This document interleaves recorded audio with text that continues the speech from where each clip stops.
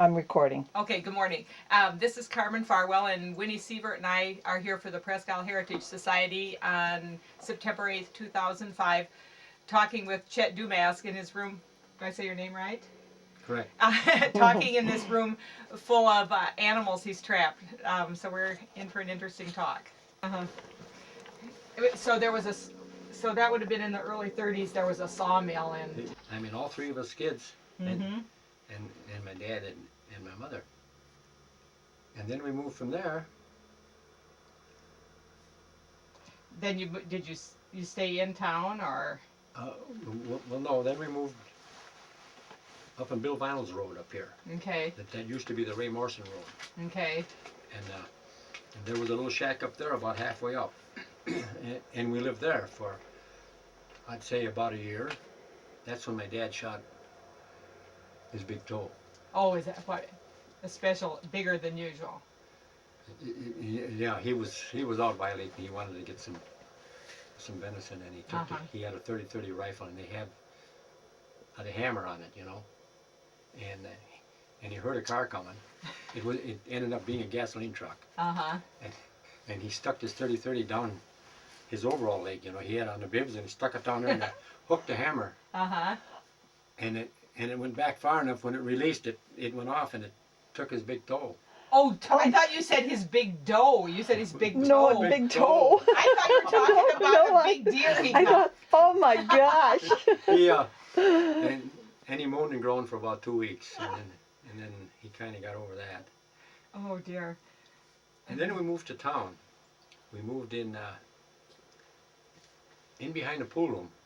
Okay. Which you have some pictures of, I'm sure. Like on the main, it would on the main street now. Yeah, the boarding house was across the street, and then pool room on the other side, and on the back part of the pool room, it wasn't connected, but there was only room about that far apart.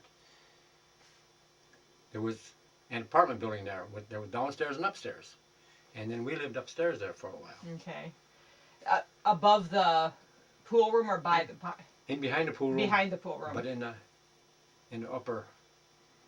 Well, so like how many people, like when you say you moved to town, how many people do you think lived in town at that time?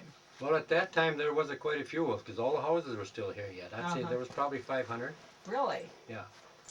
If you look at at some of the pictures from the town, and then of course we've got some, aerial photos, but you know, some of those, all these houses have been either torn down or moved out. Yeah. What did all those people do for work? Worked at the sawmill? That was all at the mill. There was a couple of resorts here. At that time, Bayview Lodge was here, and then the Presque Isle Lake Resort. That was owned by Mrs. Crane.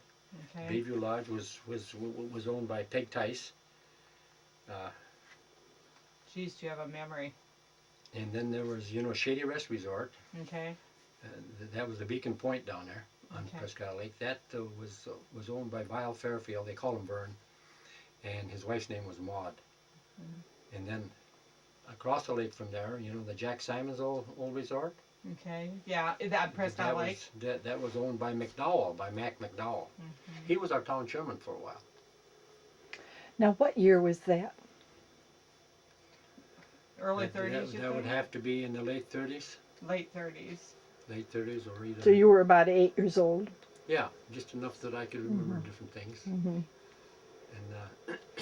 but so people could work at the resorts and work at the sawmill, and I suppose farm and fish. Well, yes, there were some pretty good farms over here. A guy by the name of Bastian owned down here where Pacinica lives, the old Pacinica farm. You know, you know where that's at, Winnie. And that, and he had, he farmed almost 340s there.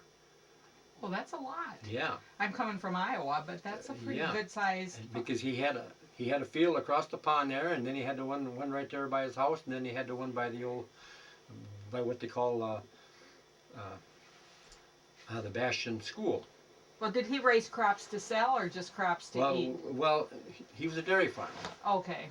See, that barn he had there was a dairy barn, and it was a shame that they had to tear it down, it kind of went kaput, and they just didn't want to fix it up. Right. And boy, it was a nice barn. Uh-huh. Uh-huh. And But your dad never worked on a farm? No. No. Then there's another farm over here on the other side, Little Horsehead Lake, on the Bob Rutherford farm. Mm-hmm. And his country is all clay.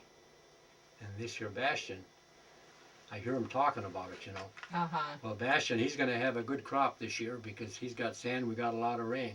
Mm-hmm. And then when it gets dry, it seems like the guy with the clay, I mean, has a better crop than the sand because the sand dries out so fast. Uh-huh. Yeah. Uh-huh. And of course, at that time, you know, they didn't have any irrigation of any kind. I mean, Yeah. it was, Right. you had to depend on that guy in Cloud 9 up there. Yeah. I'm going to go back and ask about your dad in the sawmill, because you remember when you were a kid, you remember your dad going to work in the mill. Oh yeah. Yeah. What kind of work did he do there, He was on the carriage. and what does that mean? He's on the. I mean now everything is automatic in these mills. Right. But at that time there was guys over here with the cant hooks. When the carriage come back, they rolled it on the carriage The carriage was what carried the wood into the mill. into the bandsaw Okay. or the circle saw. See, some had bandsaws and some had circle saws. Okay. And they went to the bandsaw because they were thinner and it didn't eat up so much wood later on. Uh-huh. But at first they had the circle saw, and that stuff was. And that would take out a lot more. Every time you cut a board, you would lose about an eighth to quarter of an inch of Okay. wood. See? Too much waste. Yes. Uh-huh. And Was that terribly dangerous? I mean, do you remember thinking Yes, when you were it a kid, was. did you know that was yes, dangerous? it was. Especially if you got a log that come in there that had a railroad spike driven in it or something that they used for a marker, or somebody nailed a sign on there and stuff like that, and the teeth would fly out of these saws. And there was people that got hurt from it. But and of course they never had any metal detectors in those days to see if there was Sure. anything in the wood. Sure. So it was just, you know, hopefully it wasn't that, you know, the butt logs is where they'd always find the stuff. Where did they bring the trees from then to come to Presque Isle? All Did they over here. log north? All over here. Now, Peggy had some beautiful pictures from up there that she got from Brunner. So she still has And it those? shows, you know, like the Boy Scout hill there, all was on their left was the stumps. Oh, really? That was just oodles of trees that was taken out of the area, you know, the immediate area here. That's why they built the mill here, because everything is Everything close. was closed. Yeah. That one tree alongside of the Heritage House, Chet donated to the museum. Oh, that- because that's the yes. size of the trees. How big they were. I cut that one down over here. You did. Yeah, because I was afraid it was getting bad, and I didn't want it to fall on either on my truck or on a storage building or something. What was the name of that mill that your dad was working in then? Do you remember what was the name of They it just then? call it the Winegar Mill. The Winegar Mill. Yeah, And was Winegar because the it was family? Winegar when we came here. Winegar was the family name, right? Yes, that was the family name, just like Fosterville was too, I believe. The family name. Yeah. Yeah. And so Winegar was the one who came in. Now and there was somebody else in that sawmill. I think before Fosterville. You want to excuse me a minute? Sure. Because I've got a thing here that says something about What's your brother's name? Lambert. Okay. And where does he live? Fort Wayne, Indiana. Oh. When we started high school here, on our first year of high, we went to Marnesco. And after the first year, he says, I can't learn nothing there. And of course, I wasn't interested too much in school. You didn't care. No, because I liked to trap and catch Uh-huh. minnows and stuff like that. And so he left. He went to Antigo on his own. Mm-hmm. And then he went through high school there. And then of course, just at the end of high school, then World War II come in, and then he went to the war. So when he went to Antigo, that freed you up to do what you wanted to do, go hunting and trapping and. Well, yeah. Well, we never spent too much time. I mean, together, because he liked different things. My mother had to force him to go with me on a trap line. She said, "Now, Lambert, you go with Chester. He bought you your overalls for school last year, so you go." You know, and so then he would follow along with me. And Whereas you loved it. yeah. Mill? Was that considered a good job? I mean, did Yeah. they pay him pretty well? Well, the average guy down there made about 35 cents an hour. And was that not bad in the 30s? That was the going wages. Uh-huh. And when I and Billy Kunski worked for Frank Jarkoy putting up ice. See, he cut ice all over to pack up in the ice houses. What's his name again? Pardon? Say his name William again. would you? Kunschke. William Kunschke? Mhm. Okay. Well, Frank Jarkoy. Oh, I meant she He was meant. the guy that had the saw. Okay. Oh, But then okay. young Billy Kunski, he was about my age. Hmm. I mean, we went to school together. I mean, we would help Frank. I mean, in through our Christmas vacation and everything, Cutting ice. and packing ice and ice houses. I mean, we went all over. Uh-huh. In fact, you people probably had an ice house. Yeah, my sister and I used to carry it across the lake. We were 10 years old. 50-pound mean, from chunks Carry of the ice. ice. You mean from Bill Kunski's ice house? That's why you and I have bad backs. Yeah, well, Bill Kunski, you know, he had an ice house over there by him, That's where we got it right from. down in that swamp. And that was a nice ice house to pack, because when they took the ice right out of the lake, it had a long slide coming out of the lake, and then it went downhill into the ice house. So we got up about 4 tiers before we got level. Hmm. So all this other was easy going, but then when it gets up, we did have to use a rope. We'd take a lasso on it, flip it over the cake, and pull it up. You were starting to say how much money he made making ice, I think. Was that? Yeah, well, we got started on Frank Jericho for 35 cents an hour, I and Billy. Uh-huh. Hmm. And then Bill says to me one day, he says, you know, we've been working for Frank about 3 years now. He says, I think we should get a raise. I says, well, I ain't gonna ask him. You know? And Bill says, well, I will if you come down there with me. Uh-huh. So we goes down to the house. That's when he moved the one house from uptown right down here, Hmm.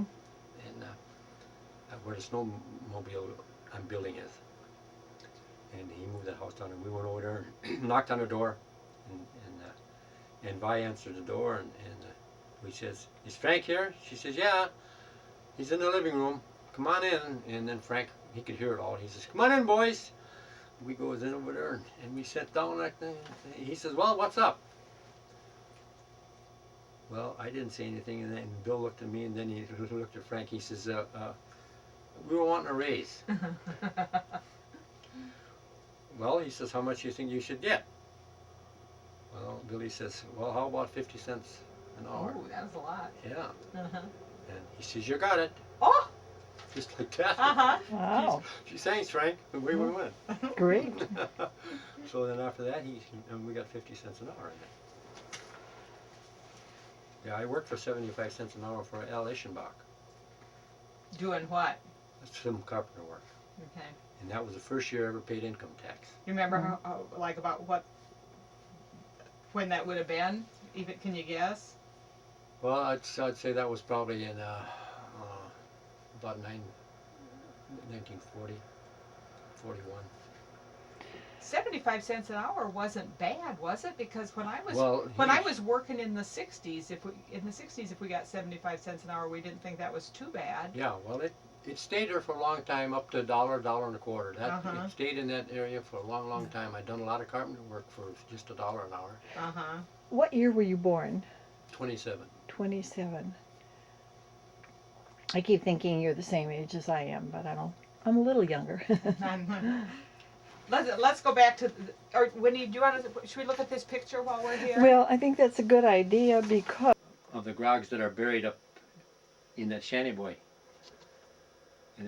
Cemetery. hmm And right there on the out of it after they built this here school here. Which, is this the main street coming You're down right. like Mhm. this? So this church, And this is the rearing pond area here where the sawmill was. The sawmill's all gone.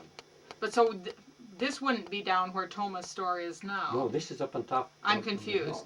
This is going up. I'm going the wrong direction. Let's see, how would I do that for you? Well, like this, I guess you'd have to look up this way. And So people they walk to school, and now